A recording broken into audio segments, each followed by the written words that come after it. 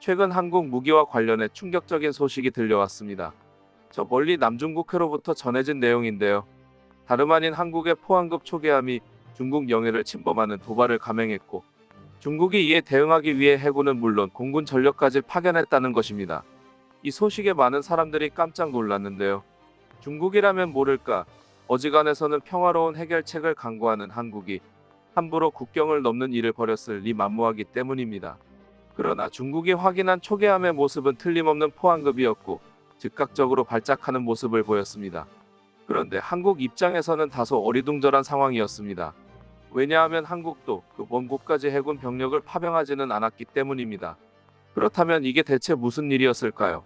자세한 내용을 알아보도록 하겠습니다.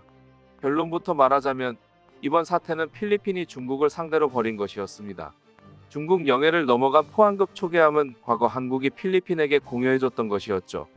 2019년 필리핀 해군에 공여되어 BRP 콜라도 야비라는 이름으로 활약하고 있는 포항급 초계함 충주함인데요. 현재 필리핀 해군에서 세 손가락 안에 들만한 핵심 전력입니다. 따라서 필리핀이 포항급을 내보냈다는 것은 상당히 공격적으로 반응하고 있다는 의미인데요. 여기에는 따지고 보면 그럴 만한 이유가 있습니다. 잘 알려져 있다시피 현재 필리핀과 중국은 남중국해 해상에서 끊임없이 충돌하고 있습니다. 당연히 중국이 누가 봐도 말도 안 되는 범위의 바다를 자기네 영해라고 주장하고 있기 때문이죠. 하루 이틀 일은 아니지만 요즘 들어서 이곳에서의 갈등은 최고조에 달하고 있습니다.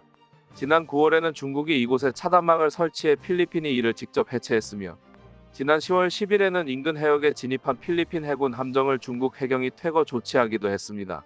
이것도 모자라서 지난 10월 22일에는 정말로 물리적인 충돌까지 일어났습니다. 비유적인 표현이 아니라 중국 배가 진짜로 필리핀 배를 들이받아 버렸던 것입니다. 이날 오전 6시경 필리핀 해군의 정기 보급선은 제2토마스 숄 환초에 좌초한 BRP 시에라 마드레함으로 향하고 있었습니다. 시에라 마드레는 잘 알려진 대로 영해를 주장하는 중국에 맞서서 필리핀이 일부러 좌초시키고 육지로 취급하여 영토로 선포해버린 그 함선이죠. 필리핀은 보급선을 통해 이곳에 건설 자재를 전달하고 있었고, 이를 통해 장차 필리핀이 해당 지역의 소유권을 주장하는 근거로 삼을 예정이었습니다. 중국 입장에서는 이 계획이 성공하면 매우 골치가 아파집니다. 중국이 아무리 돈을 뿌려서 국제사회의 영향력을 늘리더라도 치료 지배 중인 영토가 있는 바다를 뺏어오는 것은 인정받기가 어렵기 때문입니다. 그래서 이를 막기 위해 매일같이 필리핀과 아웅다웅하고 있는 상황인데요. 이날은 아예 육탄 돌격을 통해서 막으려고 했던 것입니다.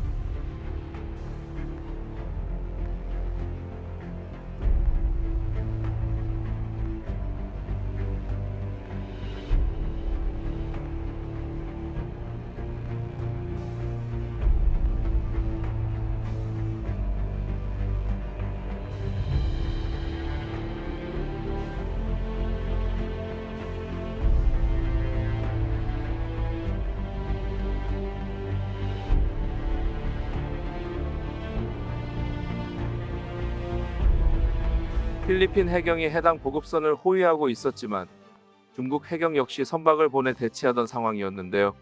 이렇게 호위하는 선박이 붙잡힌 사이 중국 해경의 다른 선박인 5203함이 필리핀 보급선의 접근에 뒤에서 들이받아 버렸습니다. 다행히 충돌이 크지는 않아 선체에 경미한 손상 외에 인명피해는 없었습니다. 그러나 그건 순전히 운이 좋았기 때문이었지, 선박의 체급 차이를 생각하면 필리핀 보급선은 뒤집혀버릴 수도 있었던 아찔한 상황이었습니다. 양국은 사건 직후 각자 성명을 내서 충돌 사고가 발생했음을 인정했습니다. 그런데 여기에서 특이한 점이 발견되죠. 사고 발생 시간은 오전 6시 4분. 필리핀 측에서는 이 사실을 그대로 전했지만 중국 측 보도는 뭔가 달랐습니다. 중국은 사고 발생 7분 만인 6시 11분에 사고 소식과 필리핀을 규탄하는 내용의 성명을 발표했습니다. 그런데 성명문에는 사고 시간이 발표 시간인 6시 11분보다 3분 미래인 6시 14분으로 적혀 있었습니다. 단순히 중국 측의 오타라고 여길 수도 있었지만 일각에서는 사고 발생 거의 직후에 이런 내용이 정리되어 발표됐다는 점과 결부해서 중국이 미리 꾸미던 일이 아닌가 하는 의혹이 제기되었습니다. 애시당초부터 필리핀 선박을 보는 대로 들이받아버릴 작정으로 성명문도 미리 작성해놨는데 계획했던 시간보다 조금 이르게 이를 실행에 옮긴 것이라는 의미입니다. 중국이 이런 과감한 도발을 저지른 배경으로는 가까운 하이난 연안에서 중국의 항공모함 산둥함이 훈련을 진행 중이고, 이곳의 상황을 지켜보던 미국의 레이건 항모전단이 조금 먼 곳에 있는 상황이었기 때문이라는 설이 지지를 받고 있습니다. 마침 껄끄러운 미국의 비호도 없어졌겠다. 눈에 가시 같은 필리핀을 한번 쥐어박았다는 것입니다. 필리핀은 이 일로 화가 머리 끝까지 났습니다. 이미 이건 국가 간 자존심 싸움에 가까워졌죠.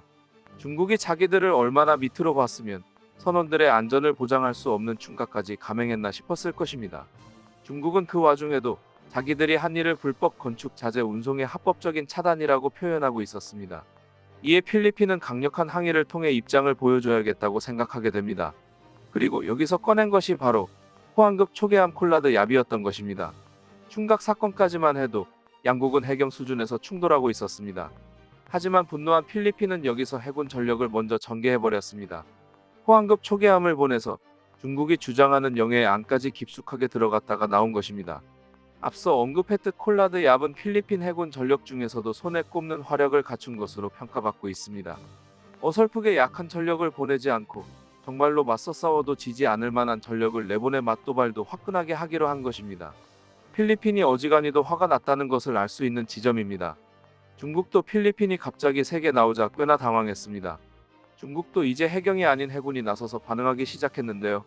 중국 인민해방군 일보는 중국 해군을 대변해 10월 30일 필리핀 초계함이 중국 황앤다오 인근 해역에 불법 침입했다. 이에 중국 정부는 중국 인민해방군 남부전구사령부해 공군을 조직하여 법에 따라 추적, 감시, 경고, 차단, 통제했다. 필리핀의 행위는 중국의 주권을 심각하게 침해하고 국제법과 국제관계의 기본 준칙을 심각하게 위반했으며 쉽게 오해와 오판을 초래할 수 있다. 우리는 필리핀 측의 즉각 침해와 도발을 중단하고 상황이 더 이상 확대되는 것을 효과적으로 막아야 한다고 말하고 있다고 전했습니다. 이들이 밝힌 대로 중국은 해군 전력뿐만 아니라 공군 전력까지 동원해 사건을 수습했는데요. 필리핀도 한 발짝도 물러서지 않고 맞성명을 냈습니다. 이튿날인 31일 로이터 통신에 따르면 에두아르도 아노 필리핀 국가안보보좌관은 중국이 이 사건을 과장하고 있다며 양국 간에 불필요한 긴장을 조성하고 있다고 밝혔습니다. 또한 아노 보좌관은 규칙에 기반을 둔 국제 질서를 증진하고 필리핀 해역에서의 공격적이고 불법적인 행동을 중단하라고 중국에 촉구했죠. 이들이 갑자기 이 정도의 일촉즉발의 상황이 된 것은 필리핀이 보낸 게 하필 포항급 초계함이었던 점이 한몫하고 있습니다. 잘 알려진 바와 같이 중국은 원래부터 포항급 초계함을 매우 골치 아파했습니다. 한국이 포항급을 필리핀에 넘기려고 한다는 보도가 나왔을 당시 중국은 이례적으로 한국까지 달려와서 항의를 하기까지 했습니다. 남이서 어떤 거래를 하던 간에 끼어들 문제가 아니므로 아무리 내정 간섭을 밥 먹듯이 하는 중국이라도 상대가 대만만 아니라면야 제3국의 무기 수출에는 잘 간섭하지 않았습니다. 그럼에도 포항급 공연은 두고 볼 수가 없었던 것이죠. 필리핀 해군은 포항급을 받기 전까지는 종류 불문 미사일을 운용하는 함선이 단 한 척도 없었습니다.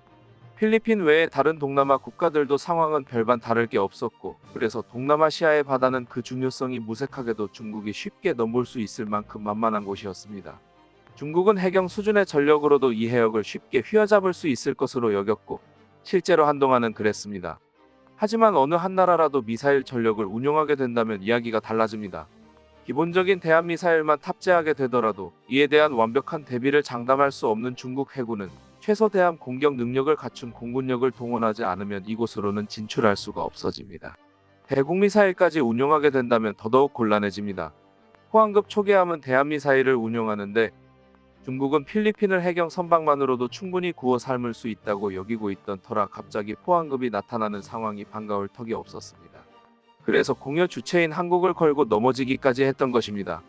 물론 중국이 찾아와서 항의를 한들 이들은 아무런 소득도 거두지 못했습니다. 예정대로 필리핀은 대한미사일 운용 능력을 손에 넣었죠. 그런데 이번 상황에서는 미사일이 주인공은 아니었습니다.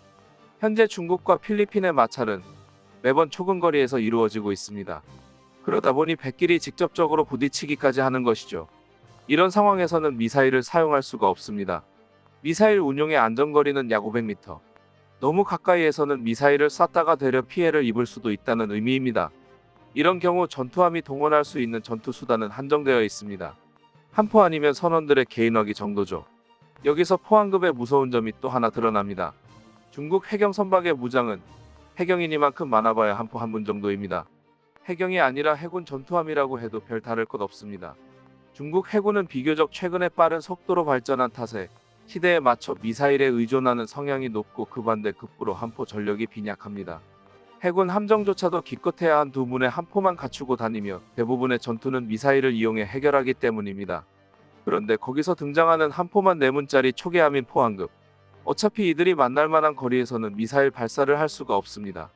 함포를 이용한 포격전이 되면 그때부터는 단순히 화력 싸움이 되죠.